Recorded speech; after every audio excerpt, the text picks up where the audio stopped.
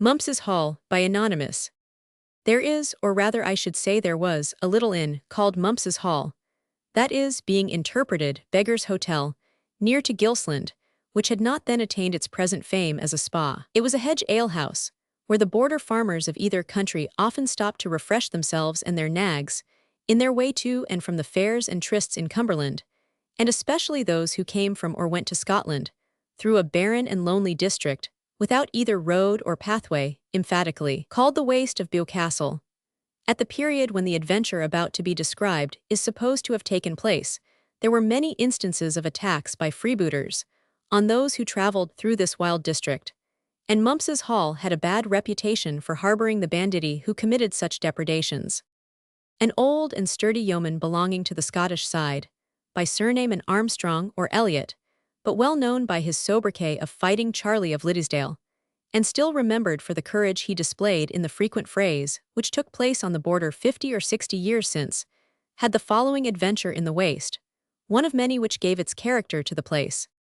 Charlie had been at Stagshawbank Fair, had sold his sheep or cattle, or whatever he had brought to market, and was on his return to Liddesdale. There were then no country banks where cash could be deposited, and bills received instead, which greatly encouraged robbery in that wild country, as the objects of plunder were usually fraught with gold.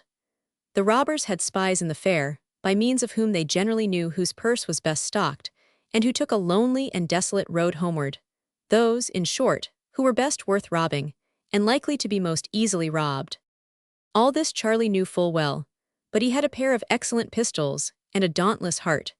He stopped at Mumpss Hall, notwithstanding the evil character of the place. His horse was accommodated where it might have the necessary rest and feed of corn, and the landlady used all the influence in her power to induce him to stop all night. The landlord was from home, she said, and it was ill passing the waste, as twilight must needs descend on him before he gained the Scottish side, which was reckoned the safest. But Fighting Charlie, though he suffered himself to be detained later than was prudent, did not account Mumpss Hall a safe place to quarter in during the night. He tore himself away, therefore, from Meg's good fare and kind words, and mounted his nag, having first examined his pistols, and tried by the ramrod whether the charge remained in them.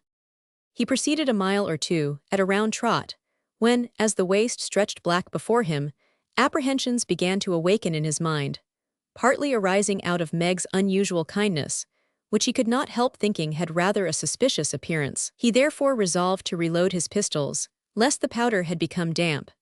But what was his surprise, when he drew the charge, to find neither powder nor ball, while each barrel had been carefully filled with tow, up to the space which the loading had occupied, and the priming of the weapons being left untouched.